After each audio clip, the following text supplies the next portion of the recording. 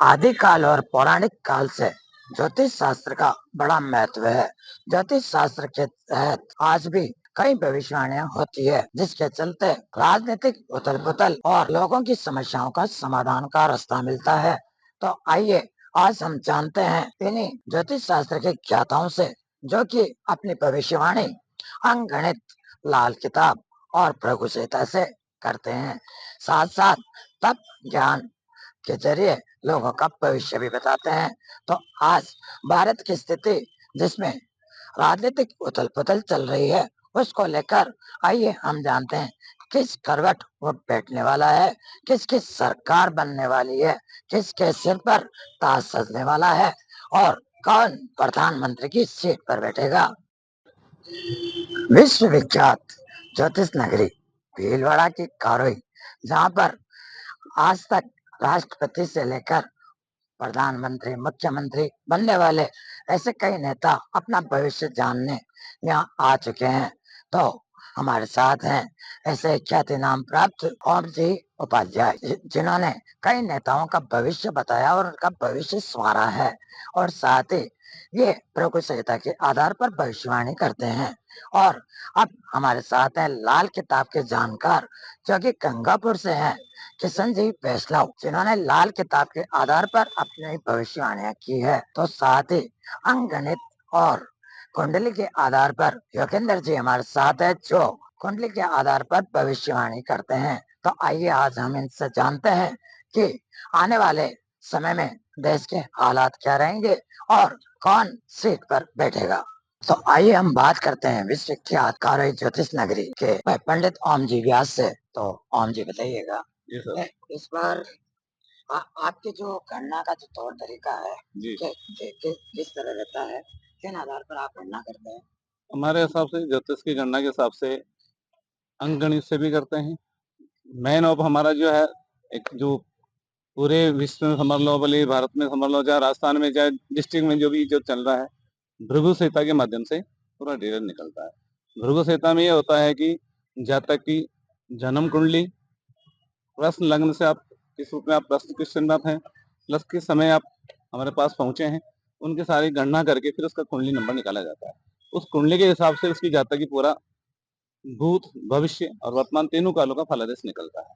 उसके हिसाब से भविष्य में जातक का तीनों काल में फलादेश निकलता है, उसमें अभी भी क्या है, वर्तमान में क्या स्थिति, आगे आने वाला समय क्या होगा, उसका निर्णय उसमें पूरा निकलता है। ओम जी, अब तक आपने ये जो आप बता रहे हैं ज्योतिष शास्त्र के आधार पर, तो क्या राजनीति को लेकर भी आपने भविष्यवाणी की है, और इस संबंध में अब तक आपके पास कितने राजनेता पहुंच चुके हैं। जी जी, राजनीति के हिसाब से तो वैसे इस जो फील्ड में चल रहे हैं, कम से कम 40 साल होने आए ज्योतिष के संबंध में, जिस रूप से चल रहे हैं उसमें राजनीति से भी आते हैं, आईएएस आईपीएस भी अधिकारी भी आते हैं, हर तरह से, हर स्टेट से पहुंचते हैं, विदेश से भी आते हैं। तो राजनीति के हिसाब से भी उनका जो फलादेश निकलता है, पूर्ण विश्वास है, 99% तो जाता है।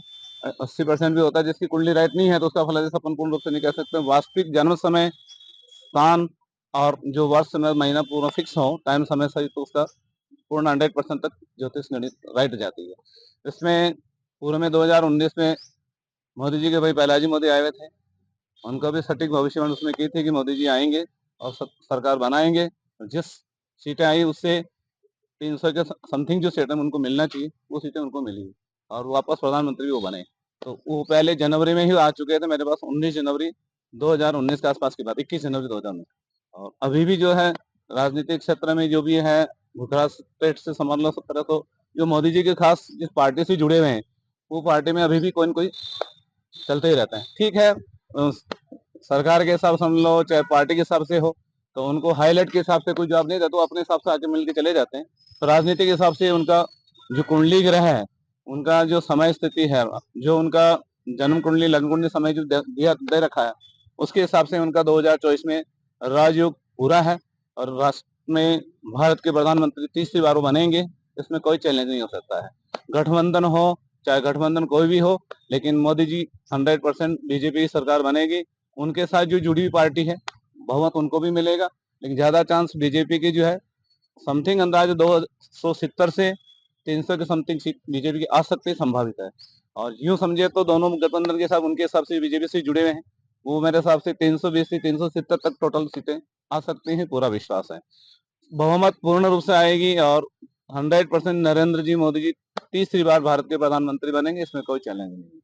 2028 में राजनीति में वो आए नहीं है, वो एक अलग चीज, राजनीति तो रहेंगे, लेकिन राजनीति के अनुसार हो सकता है उनका मन बदल सकता है, क्योंकि राजनीति योग जो उनके हिसाब से 26 के बाद कुछ उतार चढ़ाव आ सकते हैं, तो 2028 के बाद हो सकता है उस होते ही अवस्था के अनुसार से हो या उम्र के हिसाब से हो, वो किसी को मनोनीत कर सकते हैं कि पार्टी में हाई कौन आ सकता है, इसके लिए बहुत अच्छा भारत के लिए विकास कौन कर सकता है, वो मोदी जी के हिसाब से चयनित होगा, उनकी सलाह से काम होगा, ये पक्का है। चाहे वो राजनीति चुनाव लड़े चाहे चुनाव नहीं लड़े, माध्यम उनका होगा।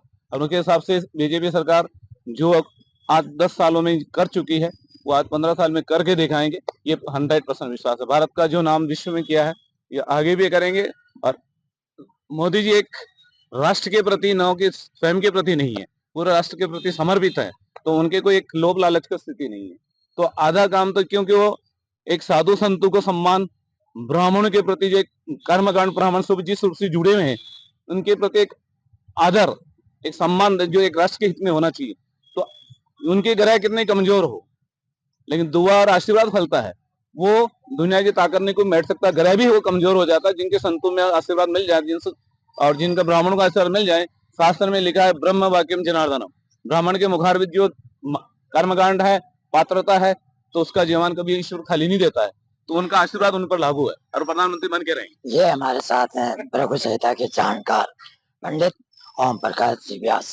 आइए हम देवेंद्र जी से जानते हैं, जो कि कुंडली के अच्छे जानकार हैं, और उनसे पूछते हैं कि वो किस आधार पर भविष्यवाणी करते हैं और इस बार क्या स्थिति रही। कुंडली के आधार पर वैदिक जो कुंडली बनती है, वो जो वैदिक तरीके से कुंडली बनती है, मैं उसके आधार से फलित करता हूँ। वैदिक कुंडली में मोदी जी की कुंडली वृश्चिक लग्न की कुंडली बनती है, और कुंडली में आमने सामने शुक्र और बृहस्पति बैठे हैं। जो नैसर्गिक गुण है उनका, उसका कारण यह है कि शुक्र जो है वो दैत्यों का गुरु है और बृहस्पति देवताओं के गुरु। तो मोदी जी में दोनों ही गुण है कि किसको किस तरीके से समझाना है।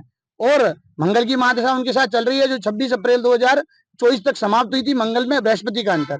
उसके बाद मंगल में शनि का अंतर अब आ गया है, तो जून महीने से मोदी जी कड़े फैसले भी लेंगे वैदिक कुंडली के हिसाब से, और वैदिक जो कुंडली बनती है उसके माध्यम से। और 2026 के आसपास मोदी जी के स्वास्थ्य में थोड़ी गड़बड़ी आ सकती है। हो सकता है, ऐसा कुंडली में संकेत मिल रहा है कि वो अपने करीबी व्यक्ति को सत्ता भी संभला सकते हैं, पर राजनीति में उनका हस्तक्षेप बना रहेगा, क्योंकि वो सन्यासी प्रवृत्ति के व्यक्ति हैं, योग का अभ्यास उनको अच्छा है, तो इसलिए उनको दीर्घायु तो रहेंगे, पर स्वास्थ्य में थोड़ी सी दिक्कतें उनके साथ आ सकती है। कुंडली के माध्यम से ऐसे योग बन रहे हैं। और राहुल गांधी की भी कुंडली जो बनती है वो वृषभ लग्न की कुंडली बनती है।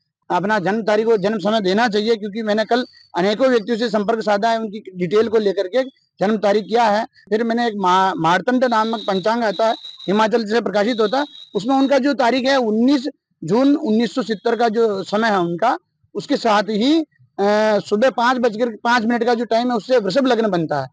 सिमिलरिटी ये है कि मोदी जी की जन्म कुंडली में लग्नेश जो मंगल है उसके साथ चंद्रमा नीच का बैठा हुआ, वैसे ही राहुल गांधी की कुंडली में 7वें भाव में केमद्रुम योग बनाते हुए नीच का चंद्रमा बैठा है, और द्वादश भाव में शनि नीच का बैठा है उनके।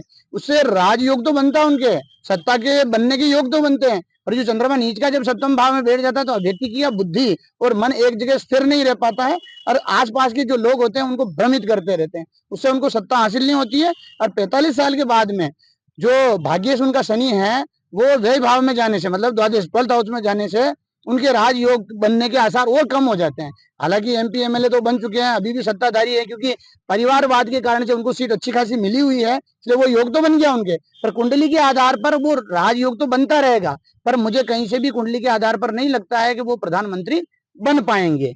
नरेंद्र मोदी की जो कुंडली बनती है उनके हिसाब से बीजेपी की जो सीटें हैं वो 232 से 290 बीजेपी की सीटें बनने के आसार हैं, संकेत मिल रहे हैं कुंडली के माध्यम से, और 340 से अधिक एनडीए की सीटें मिलने के पूरे योग बन रहे हैं उस कुंडली में। और मोदी जी की कुंडली में तीसरी बार प्रधानमंत्री बनने के पूर्णतः योग हैं, क्योंकि उनका जो मंगल है ना, मंगल बहुत अच्छा बैठा है लग्न में, षष्ठेश है।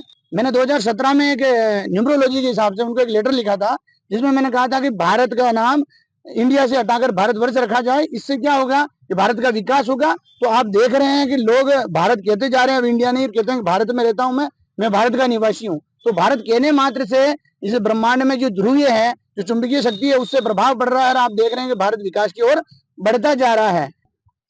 अब हम बात करते हैं गंगापुर से हमारे साथ आए हुए पंडित किशन जी। तो ये लाल किताब से ज्योतिष की भविष्यवाणी करते हैं। तो आइए इनसे जानते हैं कि आपका क्या कहना है।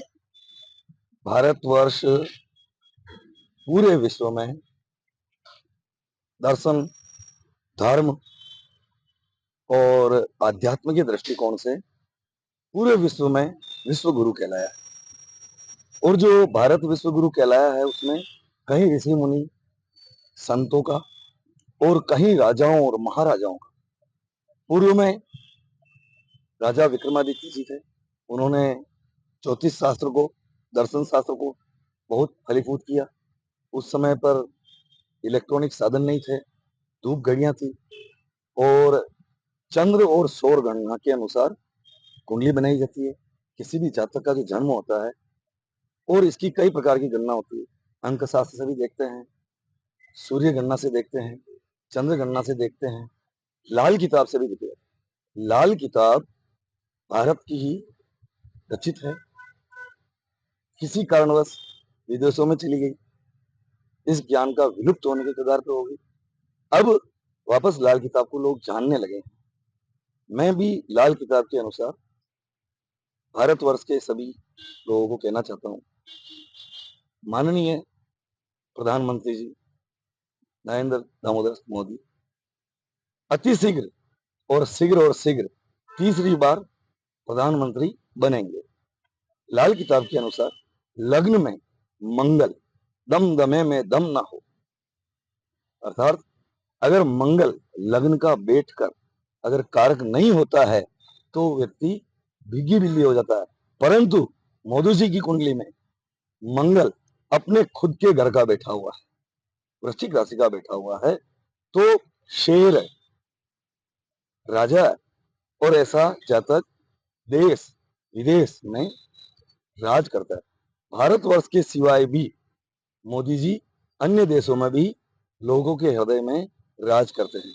और अति शीघ्र ये भी हो सकता है कि मोदी जी कड़े फैसले लेते हुए किसी भी देश के ऊपर आक्रमण करेंगे जो भारत को परेशान करते हैं। अर्थात मोदी जी की कुंडली में 10वें घर में शनि विराजमान है। शनि राजनीति का कारक है। और जो मोदी जी की जो जन्म कुंडली है, जन्म समय है, वो है सब 17 सितंबर।